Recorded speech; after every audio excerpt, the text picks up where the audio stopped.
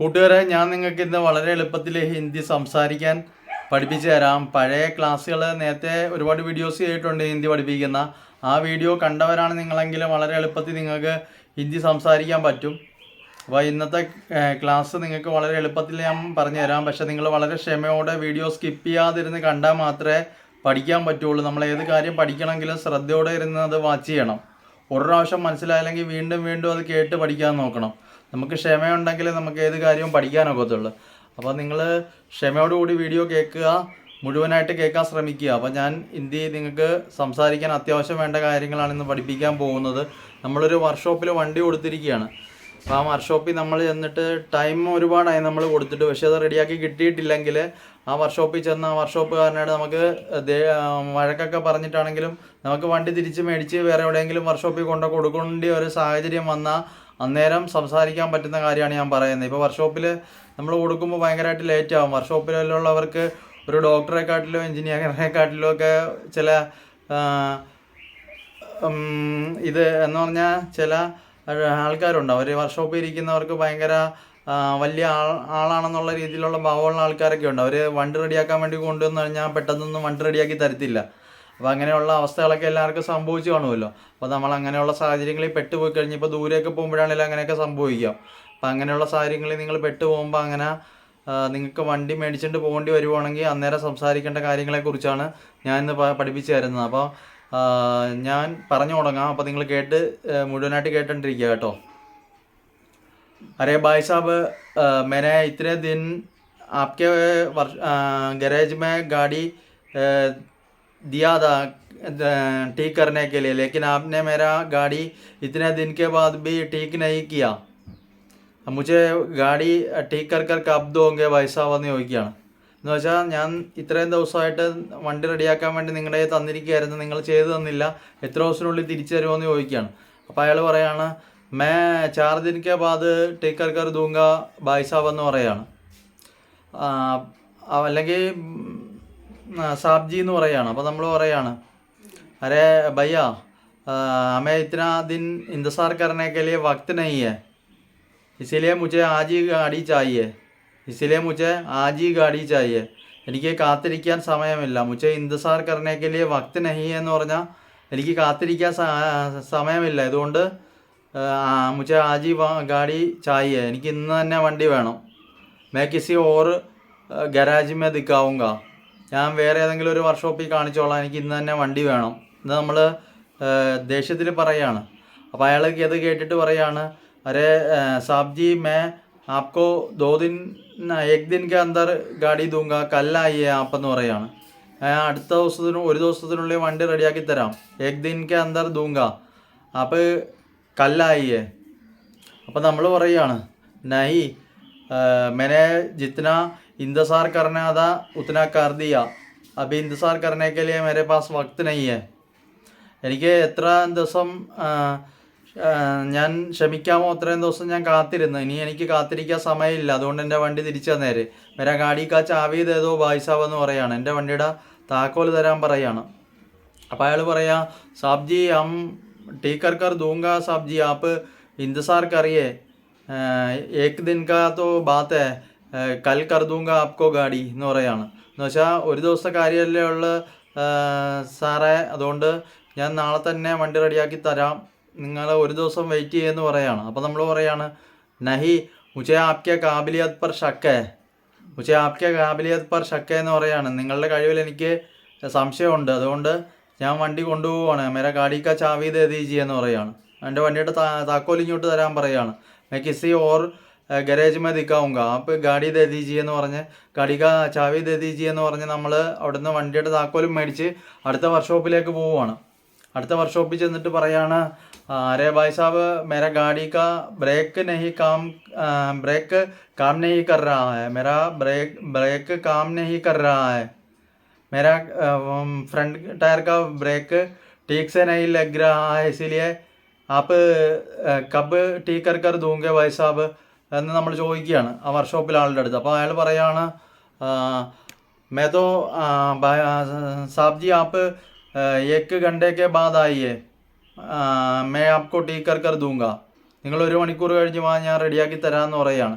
അപ്പം നമ്മൾ അയാളുടെ അടുത്ത് പറയാണ്, ആപ് തോ ബഹുത് ബഡാ മെക്കാനിക് ഹൈ, हमने रामू काका को दिखाया था गाड़ी, लेकिन वो इतने दिन हो गए, लेकिन हमारा गाड़ी ठीक कर कर नहीं दिया. നിങ്ങൾ വലിയ മെക്കാനിക്കാണല്ലോ, ഞാൻ രാമു കാക്കയുടെ അടുത്ത് വണ്ടി കൊടുത്തിട്ട് ഇത്രയും ദിവസമായിട്ട് എനിക്ക് വണ്ടി റെഡിയാക്കി കിട്ടിയില്ലായിരുന്നു, നിങ്ങൾ 1 മണിക്കൂർ കൊണ്ട് റെഡിയാക്കി തരാമെന്ന് പറഞ്ഞല്ലോ എന്ന് നമ്മൾ പറയാണ്. आपने तो 1 घंटे में गाड़ी वापस दूंगा ऐसा बोला, अब तो बहुत बड़े മെക്കാനിക്ക് ഒന്നും നമ്മൾ പറയുകയാണ് അതിശയപ്പെട്ടുണ്ട്. അപ്പോൾ അയാൾ പറയാണ്, रामू काका तो बहुत बूढ़ा हो चुका है, इसीलिए उसे अभी काम करने के लिए बहुत वक्त लगता है भाई साहब എന്ന് പറയാണ്, അല്ലെങ്കിൽ സാബ്ജി എന്ന് പറയാണ് ആ കടക്കാരൻ. രാമു കാക്ക പ്രായമുള്ള ആളായിപ്പോയി, അതുകൊണ്ട് അദ്ദേഹത്തിന് വണ്ടി റെഡിയാക്കാൻ വേണ്ടി ഒരുപാട് ടൈം എടുക്കും എന്ന് പറയുകയാണ്. അപ്പം നമ്മൾ ഈ പുള്ളി വണ്ടി റെഡിയാക്കി തന്നിട്ട് നമ്മളോട് ചോദിക്കുകയാണ് വേറെ എന്തൊക്കെയാണ് പ്രശ്നങ്ങൾ, ഓർ ക്യാ ക്യാ പ്രോബ്ലം ഹേ ആപ്കെ ഗാഡി പേ ഭായ് സാബ് എന്ന് ചോദിക്കുകയാണ്, അല്ലെങ്കിൽ സാബ്ജി എന്ന് ചോദിക്കുകയാണ്. അപ്പോൾ നമ്മൾ പറയുകയാണ്, ഓർ കോയി प्रॉब्लम नहीं है भाई साहब, हमारे गाड़ी में ब्रेक काम नहीं कर रहा था और कोई प्रॉब्लम नहीं है എന്ന് പറയുകയാണ്. എന്ന് പറഞ്ഞാൽ വേറെ പ്രശ്നങ്ങളൊന്നുമില്ല, എൻ്റെ വണ്ടിയിൽ ഈ ഒരു കുഴപ്പം മാത്രമേ ഉള്ളൂ, അല്ല വേറെ കുഴപ്പമൊന്നുമില്ല, ബ്രേക്ക് വർക്ക് ചെയ്യുന്നില്ല, അതേ ഉള്ള പ്രശ്നമെന്ന് പറയുകയാണ്.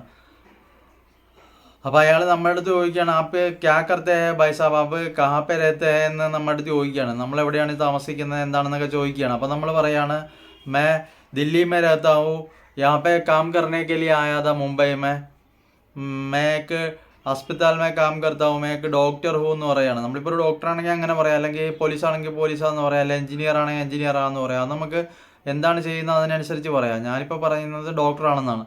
मैं एक डॉक्टर हूँ, മുംബൈ में एक हॉस्पिटल में काम करता हूँ എന്ന് പറയുകയാണ്.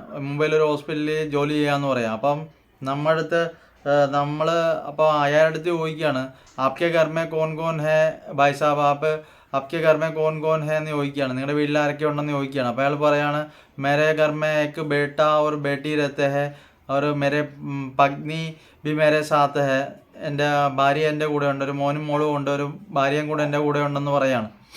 അപ്പോൾ അയാൾ നമ്മുടെ അടുത്ത് ചോദിക്കുകയാണ്, അരേ സാബ്ജി മേരെ കോ അചാനക് ദിൽ മേ ഏക് ദർദ് ഹോ രഹാ താ, मैंने ഹോസ്പിറ്റൽ में नहीं दिखाया, ऐसे दिल बार बार आते हैं എന്ന് പറയാണ്. എന്ന് പറഞ്ഞാൽ എനിക്ക് നെഞ്ചിലിടക്ക് വേദന വരും, ഇടക്കിടക്ക് ഇങ്ങനെ ഉണ്ടാകാറുണ്ട് എന്ന് പറയാണ്.